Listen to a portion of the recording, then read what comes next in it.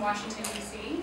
I have the distinct honor of introducing Representative Cohen from Tennessee. I just want to say just a few things.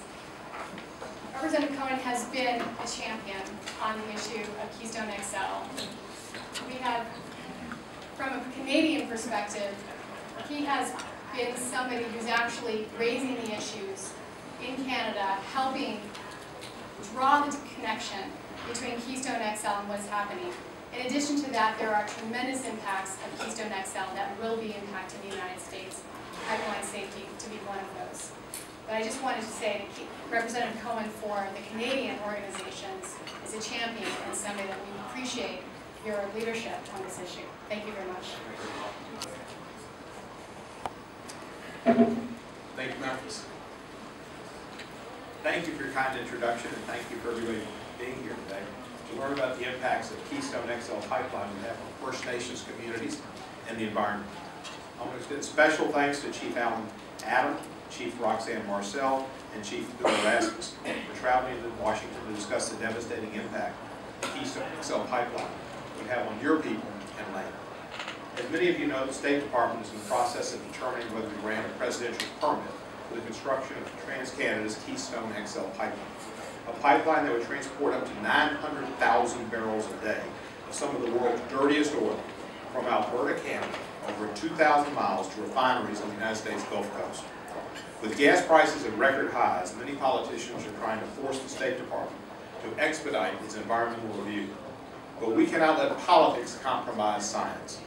The science demonstrates that Keystone XL poses major threats at every turn in extraction, transportation, refining, and consumption. These environmental concerns undermine our national security, public health, and economy, as well as the government's pledge to provide clean air and clean water to every American.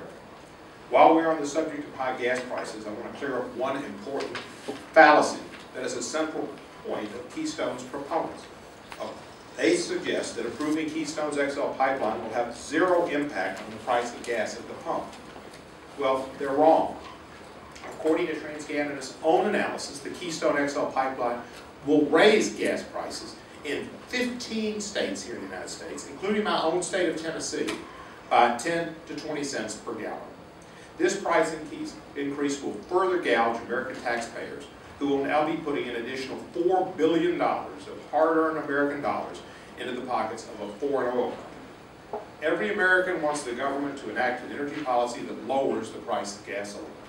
But permitting the Keystone pipeline will do the opposite by making them pay more at the pump and more for almost every commodity that they purchase. As the Department of Energy has pointed out, the United States already has excess capacity in our existing Canadian tar sands pipelines. In fact, there is such excess capacity that the current pipeline system will not be filled for at least 10 years. Given the tremendous economic, security, health, and environmental implications of the Keystone pipeline, the Department of State needs to adequately examine the impacts of permitting yet another tar sands pipeline. The public health economic dangers of tar sands pipelines are as clear as day and impact millions of innocent people in Canada and the United States. TransCanada may have dubbed the Keystone pipeline, quote, the safest pipeline ever built. But calling it the safest pipeline ever built doesn't actually make it that.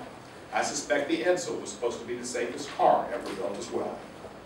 In just its first year of operation, the Keystone pipeline spilled 12 times a spill rate that widely exceeded TransCanada's projected risk of 150 barrel spill every 7 years. It spilled 12 times in its first year of operation. And when these pipelines leak, it is not a slow leak that is easy to contain. Because of tar sands oil's thick nature, it's pumped at extremely high pressure, so when a leak occurs, the oil explodes out of the pipe.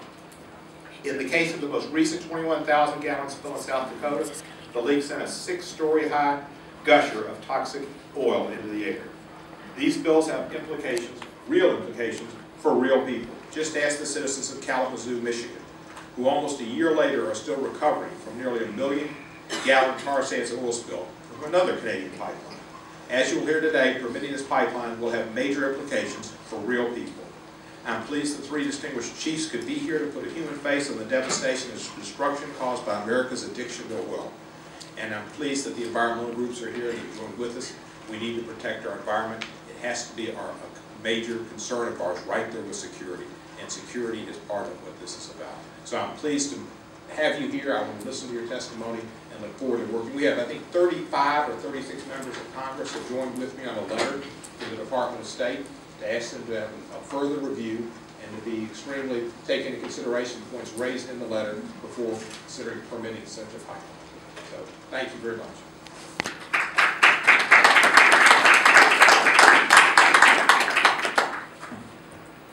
Thank you, Representative Cohen. My name is Ed Whittingham. I'm the Executive Director of the Pembina Institute. We're a Canadian environmental think tank that has worked now on tar sands issues for 17 years. And working on tar sands issues with government, with industry, and with affected communities on environmental management matters. I'm going to make some prepared comments around what my colleagues are seeing on the upstream side through our research. Before I do that, I'd like to take a moment just to introduce the other members of this Canadian delegation.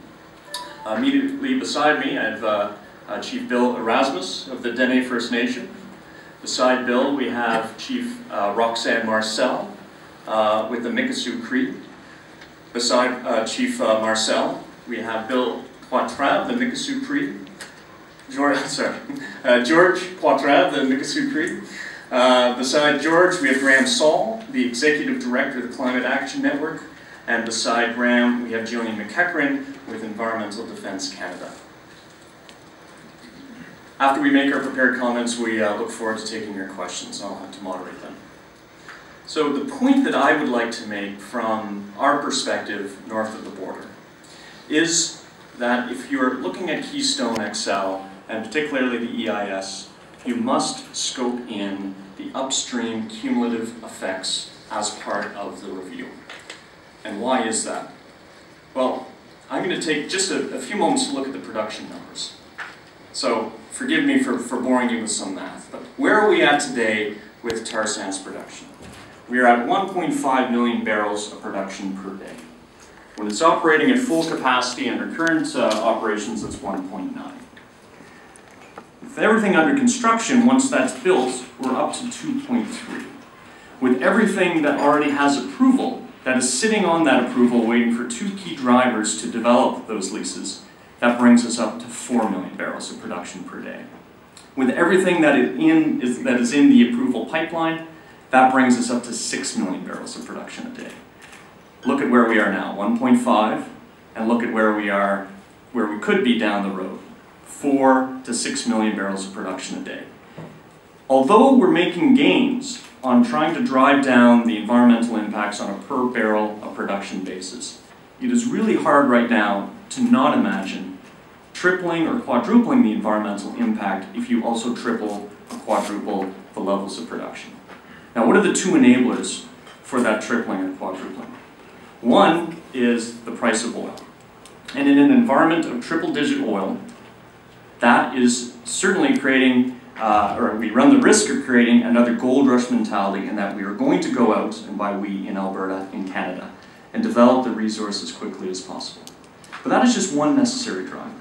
The other driver is, frankly, your ability to get the product to market. Canada does not have the demand to consume up to 6 million barrels of production a day coming from the tar sands. So we're looking at where most of the oil is going today, and that's to the US. Right now, under existing capacity, you're right, we have another 10 years. In order for them to build that out, then industry is looking for additional pipeline capacity. Where's that capacity going to be? It is going to be Keystone. That is going to bring pipeline capacity down to the Gulf states. To argue that it is irrelevant that it will be developed regardless of whether that pipeline goes through or not is a disingenuous argument. There are limited options for pipelines. And frankly, if you look at pipelines proposed to the West Coast, there are significant environmental and public acceptance barriers to those pipelines getting developed. So in so many words, Keystone XL is the mothership. There is a strong correlation between the development of that pipeline and this increased production going through north of the border. Therefore, the argument that I am making and my colleagues while we're here in DC is that the environmental impact statement associated with Keystone must take into account that increase in production and the cumulative effects that come from that. And my colleagues, especially my First Nation colleagues, I think will speak very clearly on what those impacts look like. And until that time, no further progress on approval of Keystone XL should happen.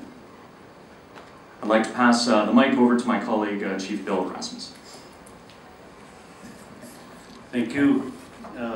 Thank you also to Representative Cohen for the invitation to be here.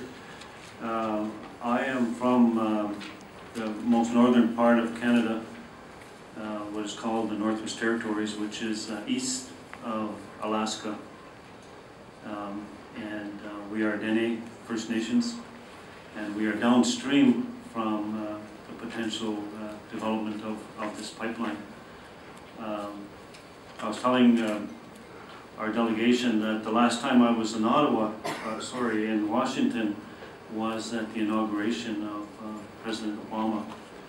And at that time, we had such a great hope that, that changes could be made, not only in the States, but obviously on this continent and worldwide, that would lead to much more sustainable development. And I believe we still have that belief that there is a possibility for us to work together to ensure sustainable development. We are already feeling the impacts of the development south of us in Alberta, where the tar sands are, and you'll hear more directly from Chief Marcel as to how her people feel the impacts, because they're the most vulnerable on the ground next to the development. I am 500 miles further north, and the people that I represent go another 1,000 miles to the Beaufort Sea, which is next to Prudhoe Bay. We feel impacts right now, for example, with water, the quantity of water, especially. We see drops in water unprecedented. Right now, for example, the water levels have receded a great amount, and it's hard for us to attribute it directly to development, but we know it's coming from the south because we're part of a water basin that includes a huge area of the south and then comes north to us. So whatever happens in the south affects us in the north. When we were years back, we always thought that development, pollution, and so on wouldn't affect us because we're so far north, but it's actually the opposite. So we're already feeling the effects. Most recently, there was an oil spill in northern Alberta of 28,000 barrels of oil with a pipeline that was built in the mid-60s. So the line is 45 odd years old, and that has spilled into the environment. We're concerned that it'll get into the water system and come north to us. We need to work with industry, with the different federal agencies, the Canadian and the American governments, to look at the cumulative effects, to look at the bigger picture.